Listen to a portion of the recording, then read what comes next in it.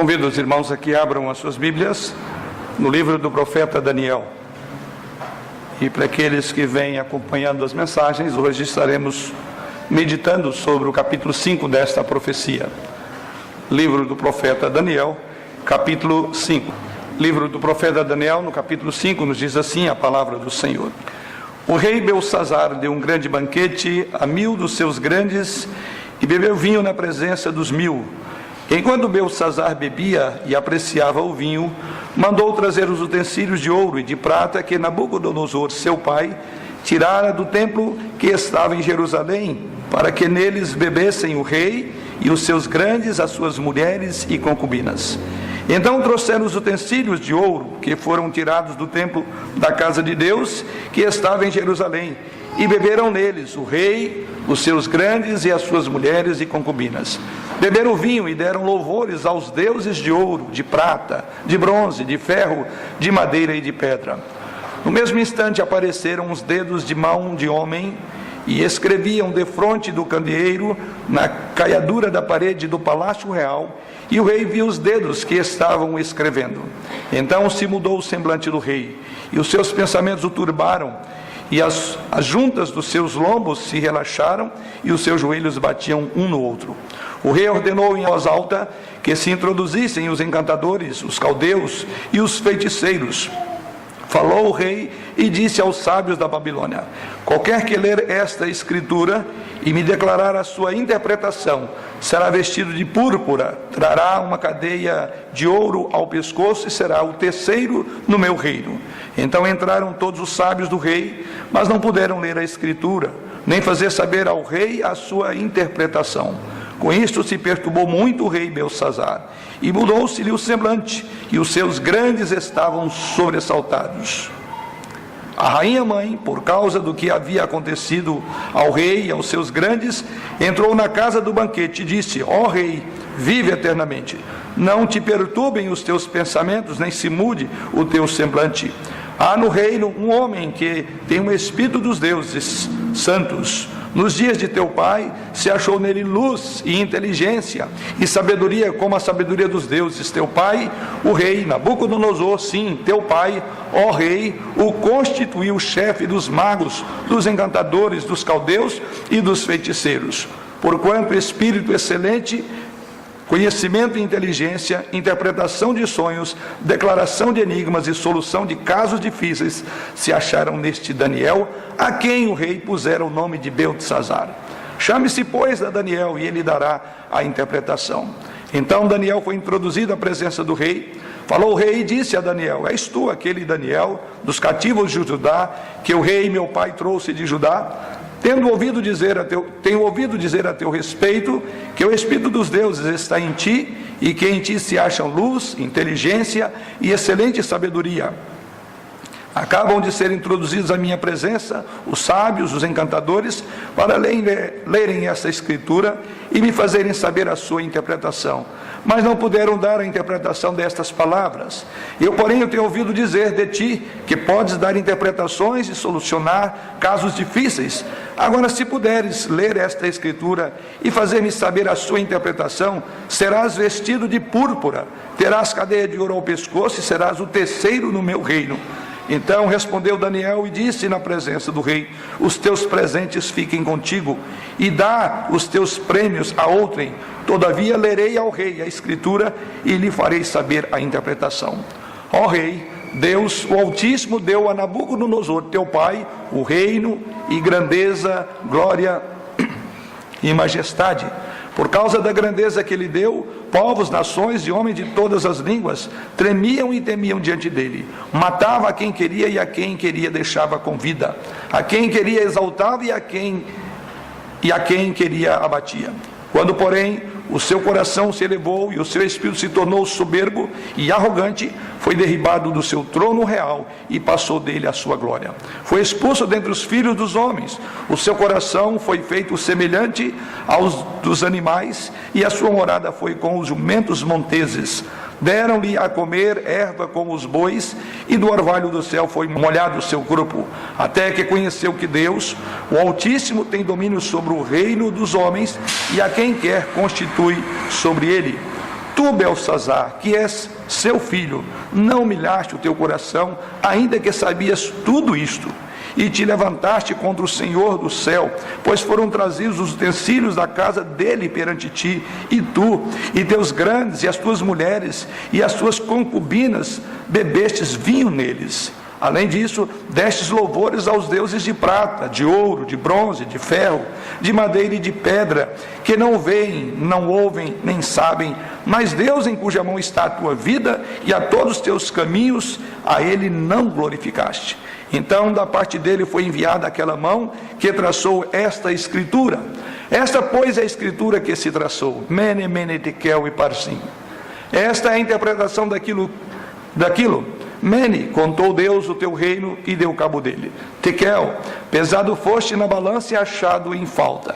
Pérez, dividido foi o teu reino e dado aos medos e aos persas.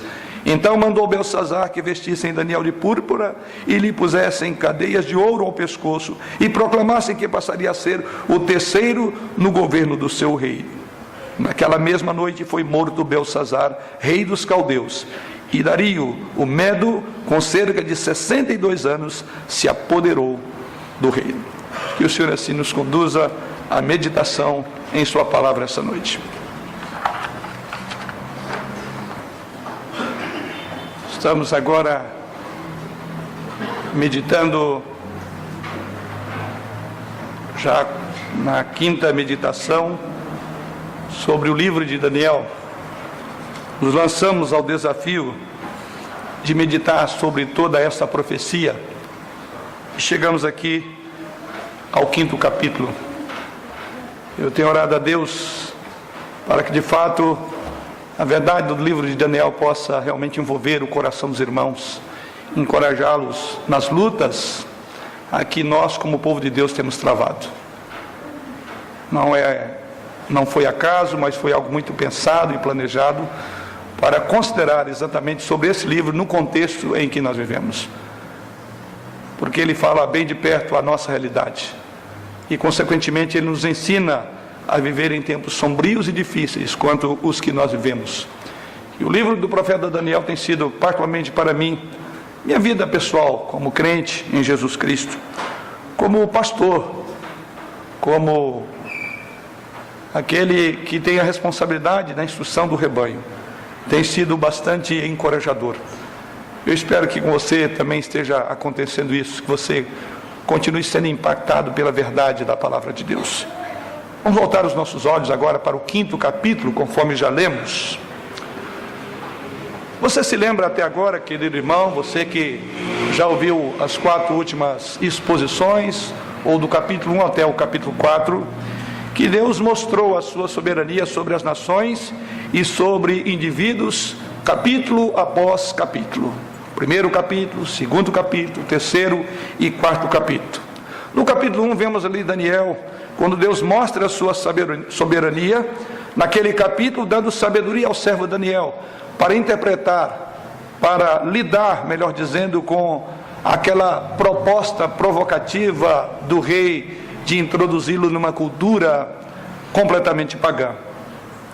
Já no capítulo 2 de Daniel, vemos ali que é dado a Daniel a interpretação do sonho, e Deus fornece, capacita ele que interprete o sonho de Nabucodonosor.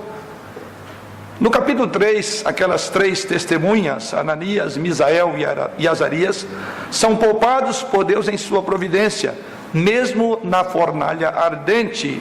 E na semana passada vimos a confissão de Nabucodonosor, que depois de hesitar no capítulo 1, capítulo 2, capítulo 3, no capítulo 4, então nós vemos aquele homem agora sendo transformado. Deus em sua providência agora trabalha o coração daquele homem, e ele reconhece então a soberania de Deus. Mesmo esse rei pagão até então, conforme vimos a semana passada, Nabucodonosor, ele confessa ali a soberania de Deus. E assim podemos entender que a soberania de Deus é o tema de todo o livro de Daniel. Isso nos ajudará a entender algumas peculiaridades que a cada capítulo nos reserva. E eu quero que você olhe comigo exatamente dessa perspectiva. Esta é uma mensagem, a de hoje, eu diria uma passagem, melhor dizendo, bastante estranha e desconcertantes em muitos aspectos. E aqueles irmãos que são mais curiosos, ficam sempre atentos, estão atrás disso. Eu quero dizer que eu já vi isso também. Assim como outras que passamos por aqui, como a ausência de Daniel, ali no capítulo 3. Do nada, vem este homem, aparece no texto, o rei Beltesazar. Nenhuma introdução, nenhuma conclusão. Após as últimas palavras desse capítulo, não é dito mais nada. Ele está aqui por um capítulo apenas. Aparece como do nada e vai-se embora, de uma forma extremamente trágica, diferentemente daquele que o antecedeu. Nós meditamos sobre as fraquezas e as várias mensagens misericordiosas de Deus a seu pai ou avô, Nabucodonosor, por 4 capítulos. E de repente, aqui estamos nós diante de Beltesazar. Quem é este homem? Nos lembra novamente então esta passagem. Eu quero que você veja agora todo o livro dentro dessa perspectiva. Isso nos lembra, irmãos, que Daniel está preocupado principalmente com os conflitos espirituais entre Deus e seu povo e os mensageiros e os filhos do diabo. É a grande ênfase de Daniel a escrever a profecia. Em outras palavras, Daniel não se preocupa, e grave isso aí, você que está curioso para entender a ligação de um capítulo com o outro, você não encontrará em muitas ocasiões em toda essa profecia. Como um exemplo agora, não há uma ligação direta, porque simplesmente ele nos coloca de uma forma absoluta, o rei Beltesazar. O capítulo anterior nós consideramos, meditamos, que o rei então reconheceu a soberania de Deus e morreu. O rei Nabucodonosor, e agora aparece Beltesazar. Em vez de dar detalhes intrincados na cronologia judaica e até mesmo na história mundial do seu tempo, Daniel não quer que olhemos para isso. Essa profecia tem como propósito focar os nossos corações no conflito espiritual que o povo de Deus deve enfrentar. Essa é a grande linha do texto, de toda a profecia. Daniel tem esse propósito, por isso você vai ver que ele não vai explicar, ele não vai dar uma genealogia, ele não vai dar a transposição de um rei para outro, como o nosso texto nessa noite. E essa é a razão pela qual a história de Beltesazar é introduzida e concluída de forma abrupta, conforme lemos no relato bíblico. Nenhuma palavra de explicação, nenhuma palavra de fundo histórico ou de contexto, apenas um capítulo.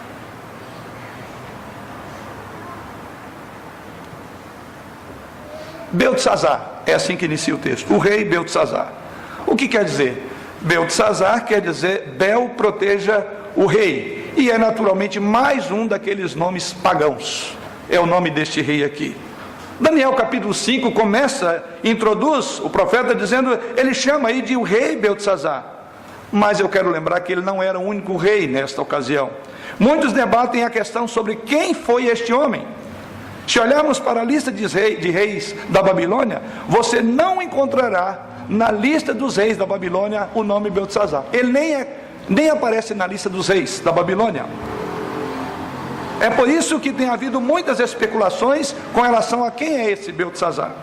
Naquele tempo, para um entendimento mais próximo, Nabonidos era o rei da Babilônia, o sucessor do rei. Nabucodonosor era Nabonidos, ou seja, ele era o rei da Babilônia, e Beltesazar era um corregente no reino da Babilônia. Isso explica porque no final do versículo 7, observe que dentre aquilo que o rei daria a quem interpretasse o sono, ele diz que além de toda aquela indumentária, vestidos, cadeias de ouro no pescoço, seria o terceiro no reino. Grave isso aí. E essa expressão vai acontecer quando vem Daniel e ele diz que ele seria colocado como o terceiro no reino. Ou seja, Beltesazar promete o posto de terceiro no reino, implicando com isso que ele era o segundo no reino. E aí então você consegue compreender por alto a estrutura do texto, né? Ou seja, Nabonido era o seu pai, posto que ele era o segundo, então havia o primeiro, porque ele concederia o terceiro espaço no reino. Nabonido era assim o pai de Beltesazar. Em outras palavras, Beltesazar, ele possuía todos os direitos, todas as prerrogativas do rei, exceto em um aspecto. Nas inscrições oficiais do Império Romano, Nabonidos era sempre chamado de o rei. E Beltesazar recebia um título menor, que servia para designar alguém que substituía o rei na sua ausência. Quanto aos assuntos diários do império, ele governava juntamente com Nabonidos, no vasto império da Babilônia. Como Nabonidos, Beltesazar era filho de Nabucodonosor. Mas é possível que tenha sido filho, ou seja, um filho adotivo de Nabonidos. A palavra pai, que os irmãos verão ela 3 vezes no texto, começando pelo versículo 2, nesse capítulo talvez tenha a ideia de ligar ao antepassado, ao avô dele. E assim então nós temos, é até aí onde nós podemos chegar quando pensamos neste homem. Mas lembre, Daniel não tem propósito de trazer todo esse aspecto da linhagem. Ele vai falar dos conflitos dos filhos de Deus com os filhos das trevas, do conflito de Deus com os reinos desse mundo. É o grande tema do livro e dessa profecia. Vamos agora introduzir, isso aqui é o que chamamos de contexto histórico da passagem, e no contexto é até aqui onde podemos chegar. Prosseguindo então, vamos considerar esse capítulo. No capítulo vemos aqui um claro contraste entre Beltesazar, filho de Nabonidos, neto de Nabucodonosor, com o próprio Nabucodonosor, seu pai ou seu avô, porque há um debate nesse assunto. O que vemos até aqui nos capítulos 1 a 4 é que Deus foi extremamente paciente com Nabucodonosor. Deus aguardou ansiosamente que Nabucodonosor aprendesse a lição espiritual de que ele reinava. Mas no texto que vemos aqui começa o primeiro contraste. Beltesazar, o julgamento é rápido, não há segunda chance.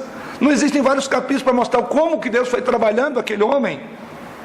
Sinclair Ferguson, um cristão, disse o seguinte: é um lembrete de que não ousamos presumir a graça de Deus que Deus mostrou aos outros. Saber que Deus é misericordioso e, no entanto, não se desviar do nosso pecado à luz da graça é cair no seu juízo fatal. Tal foi a experiência de Beltesazar. E esta eu diria que é uma das grandes lições que vamos aprender nesta noite. Não confunda a paciência de Deus com cumplicidade no erro. Não confunda. Nabucodonosor foi um homem muito ímpio, conforme lemos nos primeiros capítulos dessa profecia. Porém, ao final de sua vida, no capítulo 4, a semana passada, tudo correu bem. Por quê? Porque Deus humilhou aquele homem prepotente, orgulhoso, e tornou-se ele servo de Deus. Mas isto nem sempre acontece com todas as pessoas. E esta é a lição também do capítulo 5. Nem sempre, diríamos, terá um final feliz.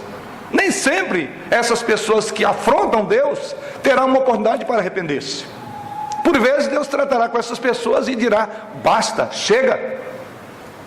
Os que persistem em andar no caminho que escolheram, um dia vão cruzar uma linha invisível. Eles haverão de cruzar a tênue fronteira entre a paciência e a ira de Deus, que é o tema dessa noite. Essas pessoas insistirão em andar por um caminho que eles não têm ideia. O caminho em que andam os não convertidos é permeado então por essa linha invisível. Uma linha que somente Deus só Deus sabe aonde é que está. Deus é paciente, diz as Escrituras, longânimo, assaz benigno para com aqueles que o rejeitam e o desprezam. Mas Ele oferece oportunidades para converterem-se. Mas já para o que vemos nesse texto, que aqueles que querem ou persistem em andar, mesmo sendo advertidos por Deus, eles cruzam essa tênue fronteira entre a paciência e a ira de Deus. E finalmente Deus diz: basta, chegou o fim. Foi o que aconteceu com Beltesazar, e Deus simplesmente desistiu dele. Não há um caminho então especial que conduza ao inferno. É o grande ênfase. Não há um caminho especial que conduzirá os homens ao inferno. É necessário apenas a pessoa permanecer o tempo suficiente em seu próprio caminho de rebelião contra Deus, e Deus dirá: basta, chega. Este capítulo grava de modo eficaz essa lição em nossos corações.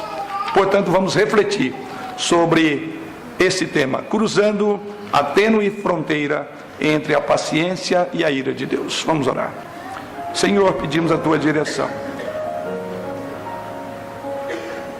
para esta hora, para que os nossos corações deleitem-se na tua palavra e temam e tremam diante daquilo que tu revelas a nós, por essa experiência de Daniel, o teu servo, e este rei sem escrúpulo que ousou ultrapassar a linha a qual o Senhor disse que não poderia ultrapassar.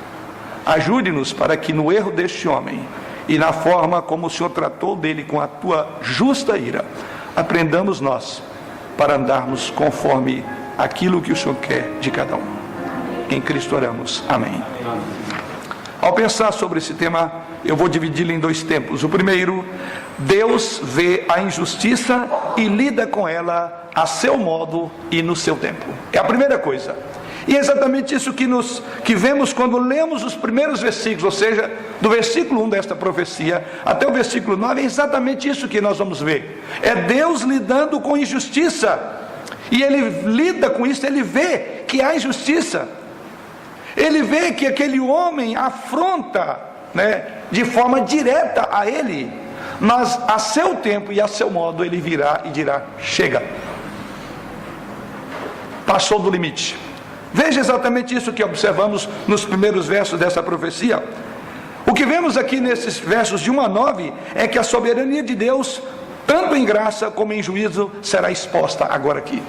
A soberania de Deus, tanto em graça como em juízo. Primeiramente em graça. Por que em graça? Porque os versos de 1 ao verso de número 4, Deus lida com ele com graça. Deus não evitou, Deus não impediu de que ele profanasse os utensílios do templo. Deus simplesmente deixa ele ir. Isso é graça. Observe exatamente isso. E nós vamos ver algumas coisas em particular nesse ponto aqui. Os versos de 1 a 9 revelam-nos exatamente que aconteceu naquela noite, na sala do banquete do rei, onde aqueles dedos de julgamento de Deus se fizeram escritos ali na parede, ou ao fundo onde estava o rei, uma grande e alta parede, e ali aparecem esses dedos. Aqui aprendemos que Deus vê a injustiça, e aprendemos também nesses primeiros versos que Ele lida com ela do seu jeito e no seu próprio tempo, da forma como Ele quer. Pode ter parecido, quando olhamos os primeiros versos, particularmente até o verso de número 5, ou até o verso número 4, quando nós olhamos, ficamos estarrecidos de imaginar a que ponto esse homem ousou levantar-se contra o Senhor do céu e da terra, até que ponto ele chegou. Então a soberania de Deus será vista tanto nessa graça de permitir que até o verso 4 ele insulte, provoque a Deus de todas as formas, como ninguém fizera antes dele, inclusive o seu avô ou seu pai, como alguns se imaginam. Ele agora faz um texto sagrado, conforme vemos nesse texto. Observe que é isso que ele diz: o rei Beltesazar deu um grande banquete a 1000 dos seus grandes e bebeu vinho na presença dos 1000. Mas o modo como ele fez isso e o que ele utiliza realmente é ir longe demais. Mas Deus estava ainda no trono, Deus não havia abdicado. Pode até ter parecido aqui que aqueles cativos de Israel pensassem que Deus havia se esquecido deles, havia esquecido da sua justiça, da sua santidade, porque não houve julgamento de imediato. Porque haveria um homem extremamente ímpio no trono, enquanto Daniel estava às ocultas? Daniel não aparece aqui. Aliás, ele só vai aparecer por causa da rainha mãe que vai falar. Mas na verdade, tudo aquilo foi esquecido por este homem, o rei Beltesazar. E observe bem que há algo aqui de muito grave, de insulto. Um homem de grande influência, como foi Daniel, não é chamado para esse momento. Ele não está aqui. Simplesmente este homem ignora todos os avisos de Deus dados até aqui ao seu antecessor Nabucodonosor. E o que vemos aqui é que temos um quadro de um rei que era intocável. E aqui vemos a graça de Deus, um rei intocável. Beltesazar, diz o texto sagrado, é dito nos versos 2 a 4, que ele claramente foi um homem que não aprendeu nada na história do trato de Deus com o seu avô ou com o seu pai Nabucodonosor. E ele conhecia tudo isso. Desde os primeiros dias de sua vida, havia presenciado um testemunho vivo do Deus verdadeiro. Beltesazar teve a mesma experiência como seu pai teve, a oportunidade de aceitar uma comunhão com Deus e rejeitou inicialmente. O Salvador havia batido em seu coração através dos eventos que ele mesmo testemunhou do seu avô ou do seu pai Nabucodonosor. Foi um homem que viu Deus tratando de um modo muito particular a sua família. Ele sabia que era a obra de Deus que convertera o seu avô ou o seu pai, porque ele contemplou o seu próprio pai, vamos usar o termo que está aí, contemplou o próprio pai se rendendo a Jeová. O verdadeiro Deus fora louvado e adorado no palácio que ele agora estava ocupando, naquela mesma cadeira. Além disso, este Beltesazar, conforme relata os primeiros versos, era um homem arrogante, era um homem insensato ao mesmo tempo. No versículo 30 mostra que a cidade estava situada ou sitiada por estrangeiros, e diz o texto sagrado que mesmo assim Beltesazar deu a sua festa. Pura insensatez, grande orgulho e arrogância. O que o texto nos diz, está aí, irmãos, é que enquanto a cidade estava sendo sitiada pelos persas, por Dario, ele estava bebendo, ele estava insultando a Deus, ele está aqui se banqueteando em embriaguez, ele debocha com os nobres ali naquele salão real. E realmente nesses primeiros versículos vemos aí que ele desenvolve aqui uma lista de vários pecados, ele comete vários pecados. Daniel depois vai dizer exatamente desses pecados, mas eu poderia antecipar 3 deles aqui: o modo como este homem age como um homem intocável, intolerante. Primeiramente, observamos aí no versículo 1, está claro que Beltesazar desconsiderou abertamente a sua responsabilidade como monarca, porque o texto diz que ele era o rei, então ele não se importa com o papel que ele tinha a desempenhar, considerando que ele deveria estar preocupado em defender o seu reino, porque estava sendo atacado, diz o texto, na narrativa final do texto. Ele promove uma festa luxuosa, diz o texto. Não é tanto o tamanho da festa, como o motivo que estava por trás dessa festa, ou seja, de se exaltar, mostrar-se como aquele que deveria estar no centro das atenções. Ele queria chamar atenção para ele, para mostrar que ele tinha controle completo de tudo, mesmo que os inimigos já estavam ao portão. Então este homem desconsidera absolutamente o papel de um rei nesta hora, numa hora inclusive que a Bíblia diz que era nesse tempo os reis iam também para a guerra, e ele está banqueteando-se, ele está com as suas mulheres e concubinas e debochando de Deus. Mas em segundo lugar, observe também que vemos Beltesazar também é flagrante o modo como de forma pública e deliberada ele blasfema contra Deus. Ele não só é um insano, em vez de cuidar da proteção da Babilônia, ele também agora se dá a blasfemar contra Deus, ou seja, ele atrai a ira de exércitos inimigos que estavam à sua volta, mas atrai a ira do próprio Deus, porque ele blasfema contra Deus. Ele não apenas desrespeita, mas o texto diz que ele blasfema contra o Deus vivo, porque é dito no texto sagrado na sequência, que ele pediu para que trouxesse os utensílios de ouro, verso de número 3, que foram tirados do templo da casa de Deus, que estava em Jerusalém, e beberam neles o rei, os seus grandes, as suas mulheres e concubinas. Ele é um blasfemo. Ele usa os instrumentos do templo, ele usa aquilo que era consagrado a Deus para adoração, e traz aquilo para insultar a Deus, porque o texto sagrado é muito rico, quando ele, lá no verso 4, diz que beberam o vinho e deram louvores aos deuses de ouro, de prata, de bronze, de ferro, de madeira e de pedra. Isto é pura blasfêmia, é um insulto grave.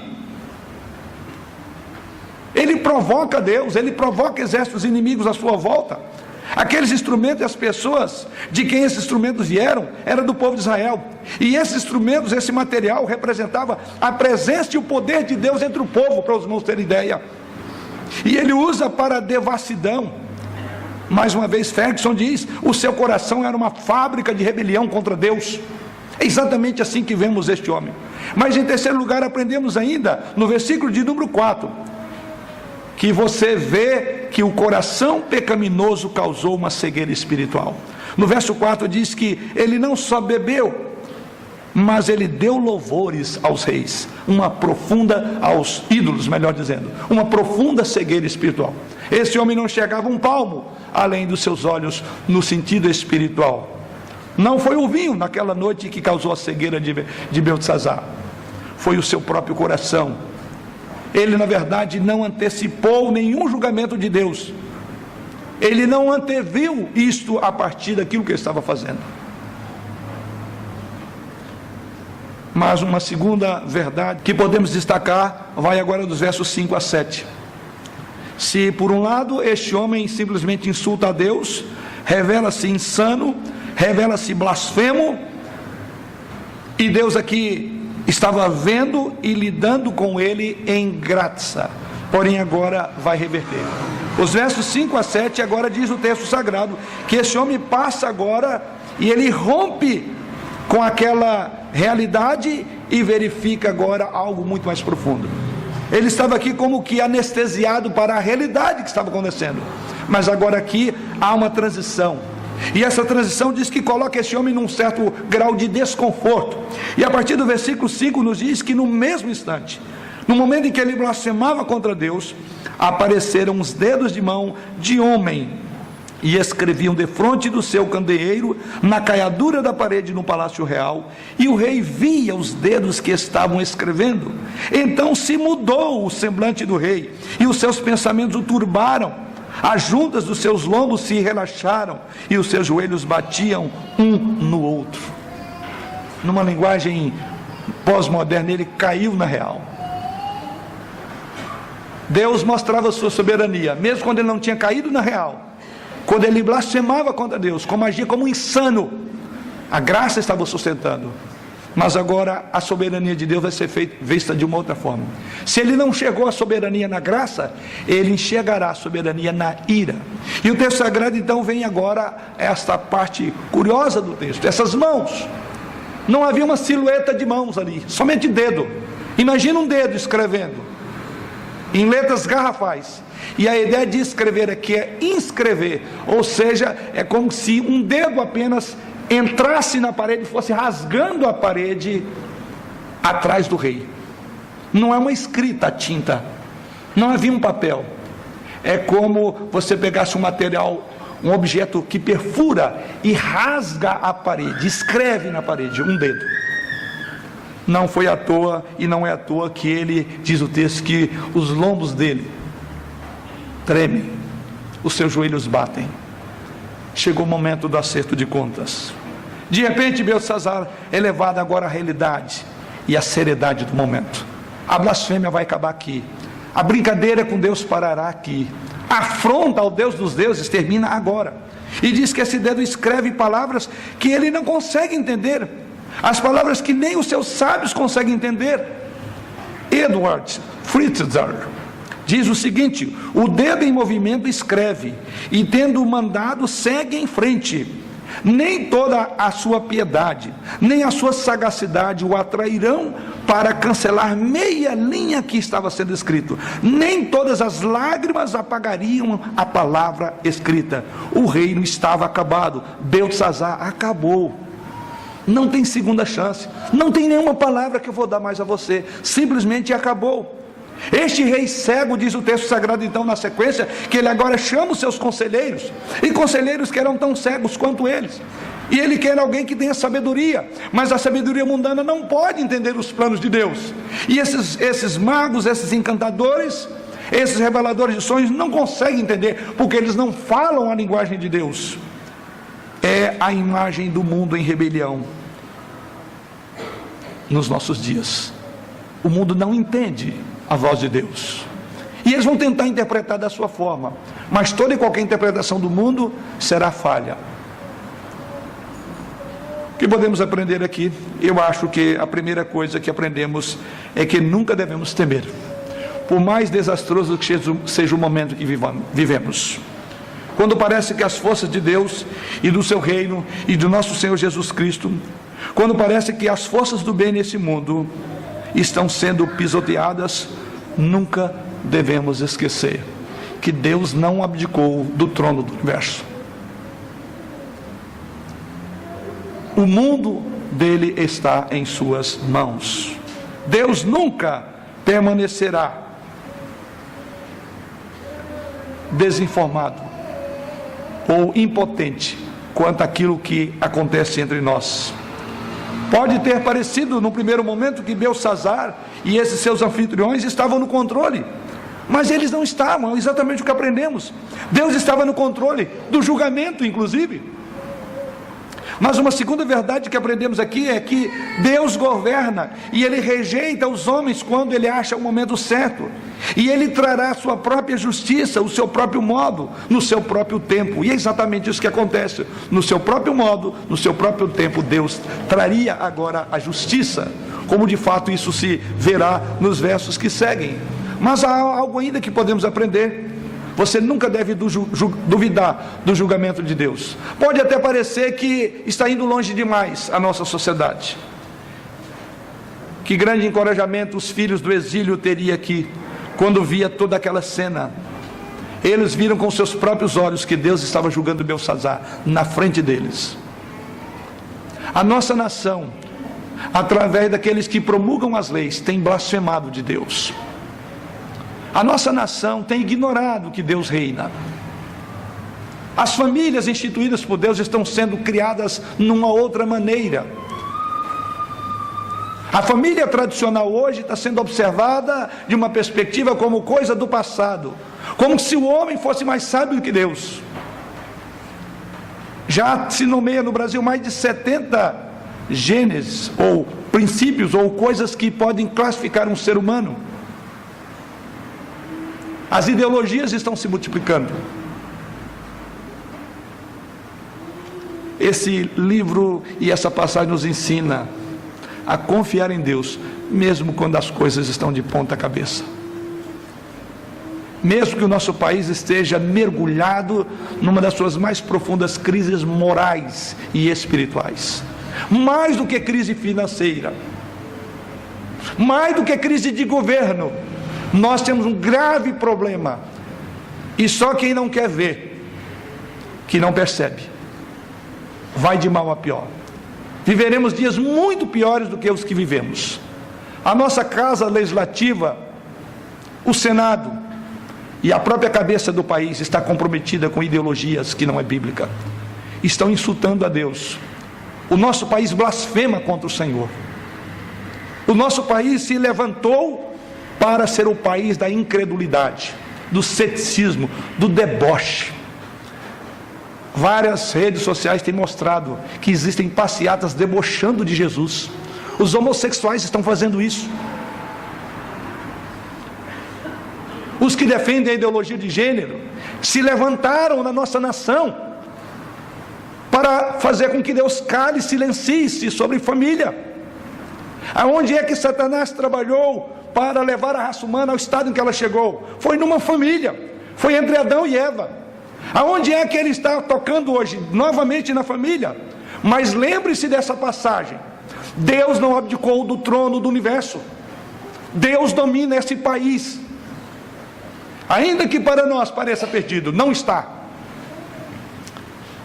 Beltsazar, o neto de Nabucodonosor, vira Deus humilhar o seu pai, o seu avô, o grande construtor da Babilônia, mas ainda é orgulhoso, é arrogante, é duro, é blasfemo. Ele não aprendeu a lição. E esse texto nos ensina a esperar até o final da história. Segunda grande ênfase do texto vai agora do versículo 9 em diante. E que vemos a partir do verso 9 em diante, diz o texto sagrado: com isso se perturbou muito o rei Beltsazar, e mudou-se-lhe o semblante, e os seus grandes estavam sobressaltados. A rainha mãe, verso 10, por causa do que havia acontecido ao rei e aos seus grandes, entrou na casa do banquete e disse: ó rei, vive eternamente, não se perturbe os teus pensamentos, nem se mude o teu semblante. Há no teu reino um homem que tem o espírito dos deuses santos. Nos dias de teu pai se achou nele luz e inteligência e sabedoria, como a sabedoria dos deuses. Teu pai, ó rei Nabucodonosor, sim, teu pai, ó rei, o constituiu chefe dos magos, dos encantadores, dos caldeus e dos feiticeiros.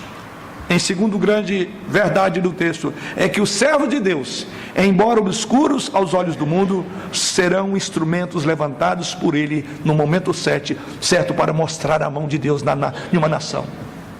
Deus sempre terá aqueles seus servos que podem até ser ignorados, como foi aqui. Onde estava Daniel no reinado de Beltsazar? Em lugar nenhum, até que a rainha mãe veio a ele. Então há uma coisa que devemos aprender nessa passagem. Você verá no restante de todo o capítulo, e o versículo 10 diz exatamente isso.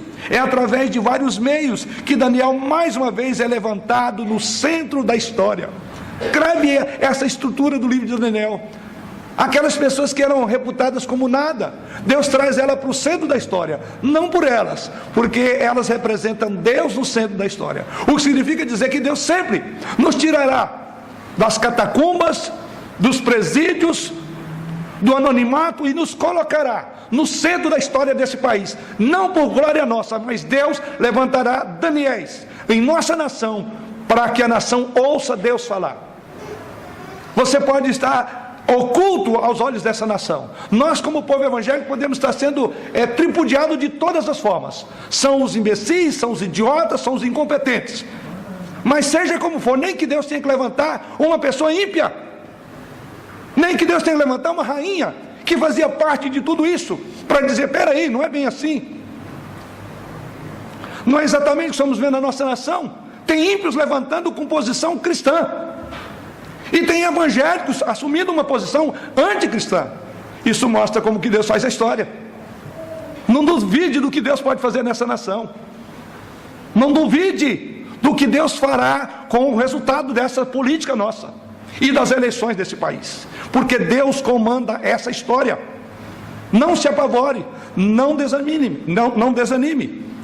Deus trará filhos seus, ou senão Ele trará até ímpios para governar a nação e colocar as coisas no lugar. Então observe bem o que ele diz aqui. Claramente ela era uma mulher corajosa, essa que aparece no versículo 10. É uma mulher que sabia e que ela tinha pouca influência, e ela dirige-se ao rei, inclusive com ar de reverência, conforme diz o verso de número 10. As suas palavras sobre Daniel falam sobre ele, do cuidado e do amor que Deus tinha por este homem. Daniel parece ter sido esquecido-se por Beltsazar naquela corte. Ele parece ter vivido no anonimato obscuro no reinado do rei Beltsazar, mas a rainha claramente lembra dele. Ou seja, em momentos de crise, claramente aqueles que mantêm uma postura de fidelidade serão lembrados, e serão lembrados por ímpios. Essa nação, quando ela continuar se atolando mais do que está, chegará um momento que ela lembrará do povo de Deus. Ela lembrará com saudade de dizer, mas tinha gente que temia, tinha gente que defendia a família, tinha gente que era contra o homossexualismo, tinha gente que era contrário à ideologia de gênero. E aonde é que a nossa nação foi parar? Porque ela tem promulgado leis que são contra a família, leis que são contra Deus. Aparece aqui essa mulher. Talvez ela tivesse visto os atos do seu esposo. Alguns entendem que era a avó aqui. Tanto é verdade, ela não era uma das mulheres de Beltsazar, porque se fosse, não teria dito lá no verso de número 3, ou de número 2, que diz que estavam ali naquele banquete as mulheres e concubinas. Então ela não era uma mulher dele, mas era a conselheira mor. E ela chega e diz, espera aí, você não entendeu, filho? Você não aprendeu com teu avô ou com teu pai? Tem um homem que fará toda a diferença. Esse homem chama-se Daniel. E essa rainha tem um tremendo respeito por Daniel. E você reparará isso de 3 maneiras. Como ela demonstra que ela tinha respeito por Daniel? Primeiramente no verso 12. Diz lá o verso de número 12: porquanto o espírito excelente, conhecimento e inteligência, interpretação de sonhos, declaração de enigmas e solução de casos difíceis, se acham neste Daniel, a quem o rei pusera o nome de Beltsazar. Chama-se, pois, a Daniel, e ele dará a interpretação. É interessante que ela respeita o nome. És aquele a quem o teu avô ou o teu pai deu de Beltsazar? Na verdade, o nome dele é Daniel. Esse é um homem que fez diferença. Então essa rainha lembra do nome dele. Ela não o chama como Nabucodonosor fez, Beltesazar. Ela o chama de Daniel. E ele diz: a quem o rei chamara de Beltesazar. Essa rainha viu a verdadeira identidade do servo de Deus, e por isso que chama ele pelo nome dele. Ele chama-se Daniel. A bênção de Deus para os seus servos são às vezes pequenas, mas são muito doces, como essa do texto que nós lemos. Daniel foi usado pelo Senhor, e agora diz ela, ele foi esquecido. Você esqueceu de que nós aprendemos com um jovem, com um rapaz. Você foi procurar outros conselhos. E eu me pergunto o que Daniel sentiu nessa circunstância, ser colocado de lado. Ele termina como um grande nome no reinado do pai de Beltesazar. E aqui ele começa como nada. Na transição de reino ele foi esquecido. Até que a rainha diz: há um homem de inteligência. E aqui há um segundo ponto que podemos observar: o respeito dessa mulher. Não só que ela o chama pelo nome, mas também ela viu a força espiritual que tinha em Daniel. Observe no versículo de número 11, quando ela refere-se a quem ele era. E diz: olha, neste homem achou-se luz, inteligência, sabedoria, como a sabedoria dos deuses. Teu pai, o rei Nabucodonosor, sim, teu pai, ó rei, o constituiu chefe dos magos, dos encantadores, dos caldeus e dos feiticeiros. Diz: este homem foi encontrado sabedoria como dos deuses. Ele é um homem iluminado, é um homem de grande força espiritual. Este homem tem espírito dos deuses. Dele, diz o texto, ele era um homem que manifestava o fato de que ele tinha uma relação profunda com o Espírito Santo. Ela chama aqui de deuses. Ele mostra um profundo vigor mesmo sendo jovem. Era um homem que, segundo ela, ele trabalhou incansavelmente pelo reino de Deus. Mas há um terceiro aspecto em que revela o respeito que a rainha tinha por Daniel, respeito que Beltesazar não tivera. Em terceiro lugar, ela testifica que a vida desse homem era uma vida de santidade. No próprio versículo 11, ela diz que havia nele um Espírito Santo, ou um Espírito de Deus Santo. Um Espírito de Deus Santo está neste homem, diz ela. Isso é muito curioso. Eu não sei o que ela pensava do monoteísmo de Daniel. Não sei o que ela estava professando quando ela usa essa expressão. Mas observe o adjetivo que ela usa: ele deve ser um homem santo. Ou seja, como ela sabia disso? Ela não conhecia o Deus de Daniel, mas ela conheceu a santidade de Deus na vida de Daniel. Ele é um homem dos deuses santos. O mundo não precisa conhecer a teologia que nós conhecemos, mas eles poderão ver Deus encarnado em nós em santidade de vida. E aqui está a mulher dizendo: me impressionou a santidade desse moço. Então, não tenho dúvida, ele faz parte de uma categoria especial. Ele serve a um Deus santo porque ele é santo. Ela traz Daniel, o rei, diante dele. E assim diz o texto sagrado na sequência. Então, verso de número 13, Daniel foi introduzido à presença do rei. E aqui temos a terceira parte. É quando ele é introduzido. Estava no anonimato, não se lembrava dele, até que Deus fez com que a rainha mãe, a avó, lembrasse: olha, tem alguém aqui. E à medida que isso ocorre, diz o texto sagrado então, que Daniel é introduzido. E quando ele é introduzido à presença do rei Beltesazar, já começa a chantagem. E assim o rei Beltesazar diz: olha, introduziram à minha presença várias pessoas, encantadores, sábios, para lerem esta escritura, e não fizeram nada.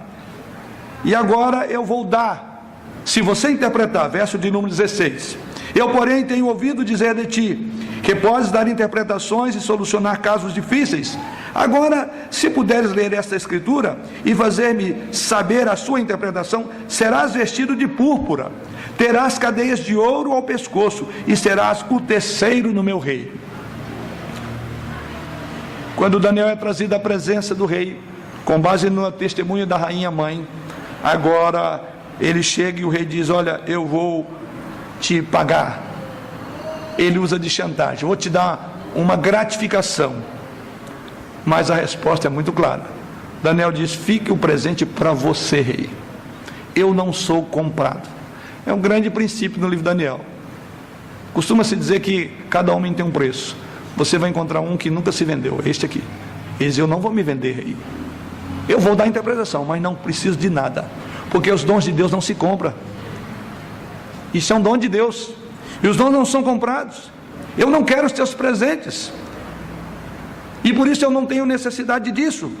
Então ele se coloca diante dele, e assim ele revela o que estava acontecendo no sonho. E aí temos as 3 palavras do texto, 3 palavras de julgamento, e essas palavras encontram-se exatamente quando ele explica o que estava acontecendo. Verso de número 25: esta, pois, é a escritura que se traçou, Mene, Mene, Tekel e Parsim.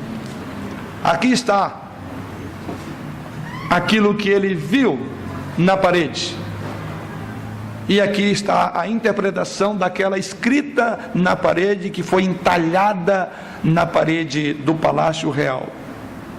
E aqui vemos que Daniel vai agora explicar o que significa isso. Aquilo que muito incomodara o rei, aquilo que tirara a sua força, diz o texto, que fizera-o tremer. E aqui então Daniel vai mostrar que, na verdade, aquele homem estava sob julgamento de Deus. E observe exatamente que é exatamente isso que ele vai lembrar: você está sob julgamento, ó rei. E nesse julgamento não tem uma apelação, é o último recurso, é o maior tribunal. Você não está sob a direção, não pediu, não tem um apelo para o Supremo Tribunal. Você, na verdade, está no tribunal dos tribunais, você está diante de Deus. E aqui, antes de descrever o que de fato significava, observe que os versos 18 a 21, ele vai falar: você não se humilhou, você foi um homem que, assim como aquele que antecedeu você no trono, você brincou com Deus. E aí ele vai trazer mais uma vez a memória, nos versos 18 em diante, sobre quem de fato foi Nabucodonosor, o que ele fez, como ele confrontou Deus, e o modo como Deus o quebrantou. E depois de dizer isso, até o verso de número 21, ele agora prossegue dizendo, no verso 22, tu, Beltsazar, que é seu filho, não humilhaste o teu coração, ainda que sabia de tudo isso. Ou seja, você foi contrário ao saber, você tinha a história, você não aprendeu com a história do teu pai. Agora vem a explicação. Então diz Deus, então levanta contra você uma acusação, e nessa acusação você foi encontrado em falta. Então nos versos 22 e 23, ele traz diretamente contra Beltsazar uma acusação. Ele diz: você não se humilhou diante de Deus, apesar de tudo que Deus fez na história da sua família, apesar de tudo que Deus vem mostrando a essa nação que está longe dele, mostrou o seu pecado. E o que ele diz aí? Você, ao contrário, levantou o seu coração contra o Deus vivo e verdadeiro. E então ele pronuncia agora o julgamento divino contra Beltsazar, no versículo de número 25. E é curioso que o texto sagrado preserva para nós exatamente a expressão na língua em que ela foi escrita lá. Consistia de 3 termos, observe no verso 25, e cada um diferente do outro, sendo que o primeiro termo ele é repetido, que é mene mene, que quer dizer cortado, cortado. Após essa expressão mene mene, vem a outra expressão tekel, que significa pesado, seguido da palavra parsim, que é dividido. A escritura na parede então era esta: contado, contado, pesado e dividido. A escritura na parede dizia exatamente isso. O que Deus fez é que ele calculou tudo. Ele fez uma conta que você não aprendeu a fazer. Você deveria ter feito isso e você não levou Deus em consideração. Mene significa contado, porque os teus dias estão contados, ó rei, diz ele aí. Deus decidiu trazer o fim do reino. O teu período de governo terminou, essa é a expressão, a explicação. Durante todos esses anos, Deus tem pesado o teu domínio. Agora é tempo de findá-lo. É isso que está na palavra mene. Ele está dizendo: basta, o teu reino acabou. Deus deu fim a este seu insulto, a essa sua blasfêmia. Você foi contado e contado e contado.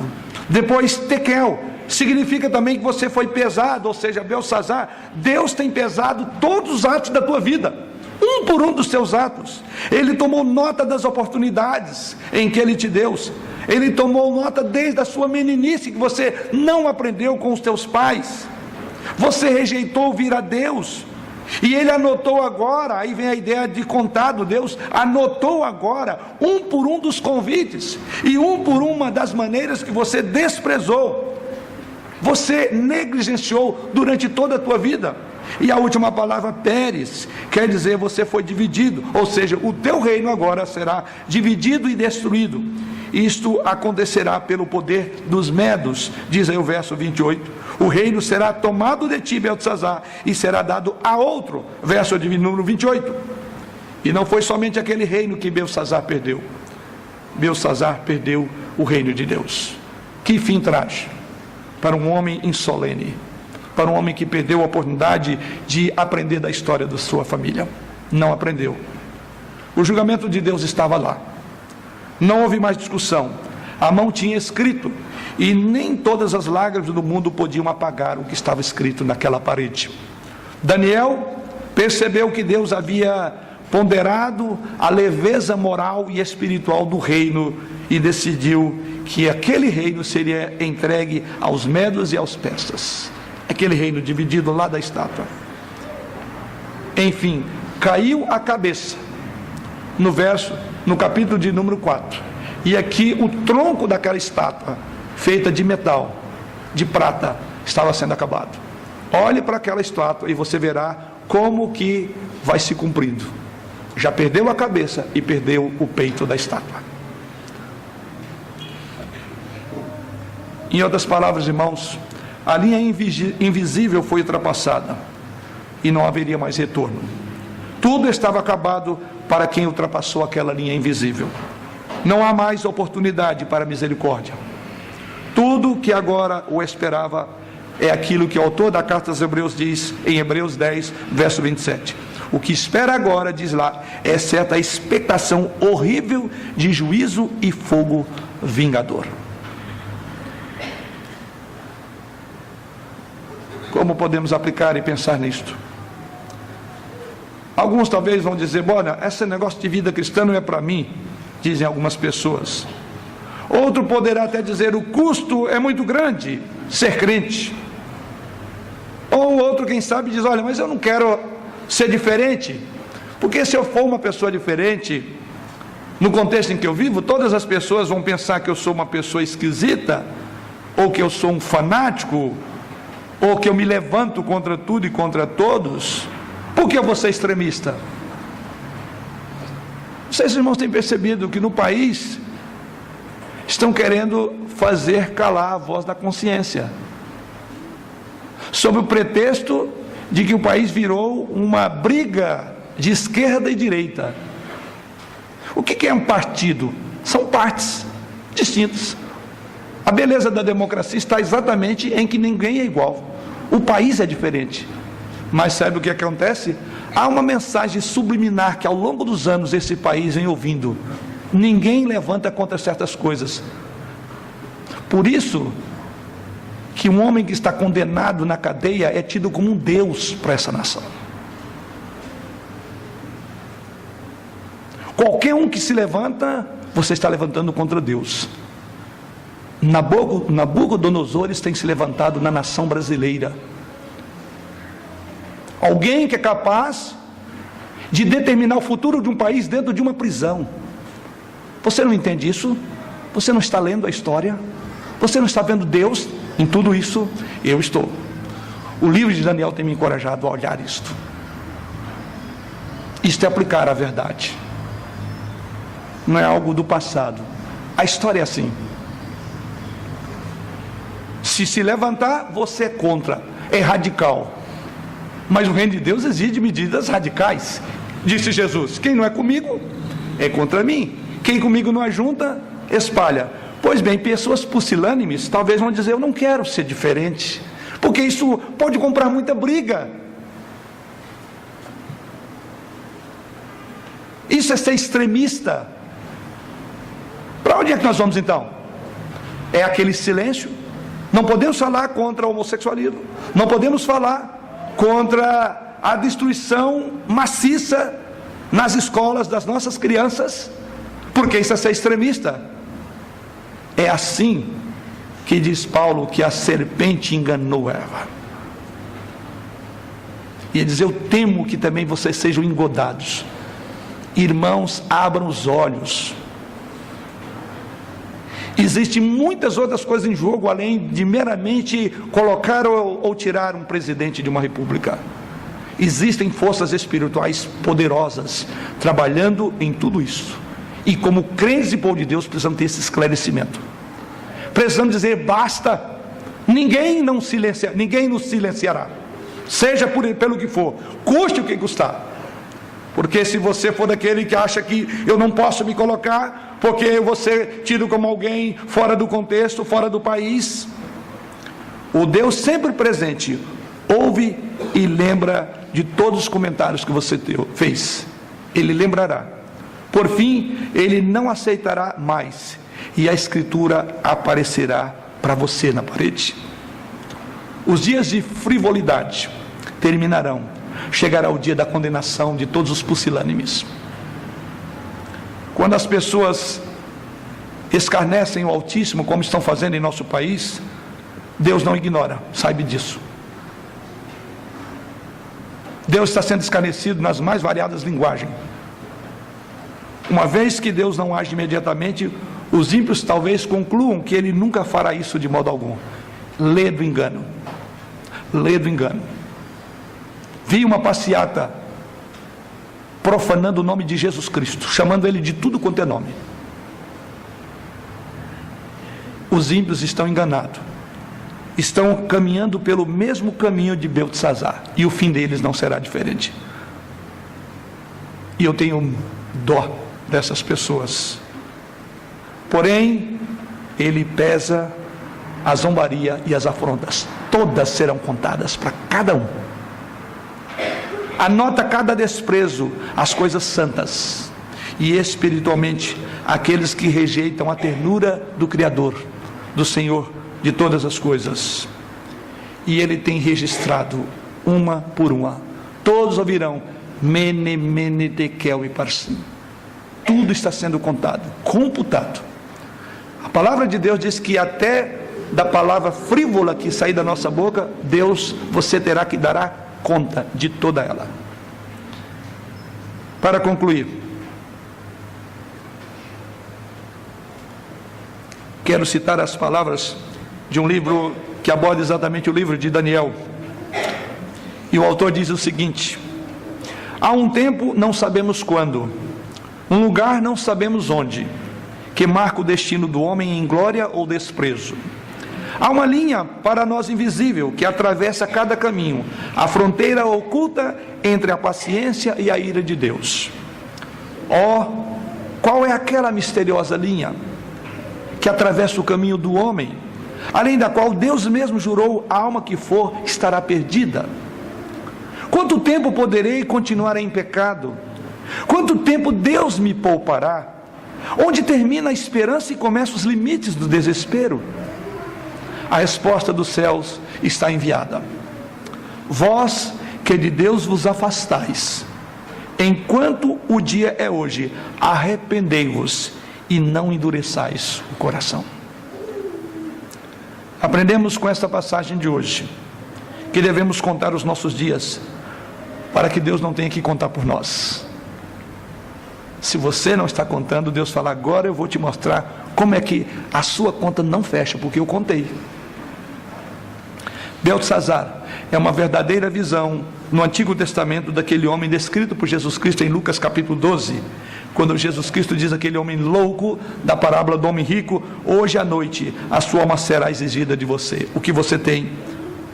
Lembre também, quando lê esse texto, Deus não esquece dos seus servos. Ainda que sejamos insignificantes aos olhos do mundo atual, tidos por loucos, seja o que for, no entanto, Deus usará ainda a sua igreja para cumprir o propósito universal para a história do mundo e a história do país. Talvez Deus esteja chamando você para se opor, querido, a obstáculos esmagadores contra o cristianismo. Eu quero ver quantos vão ficar de pé até o final dessa batalha. Eu tenho me preparado para ela. Não sei quantos irmãos estão prontos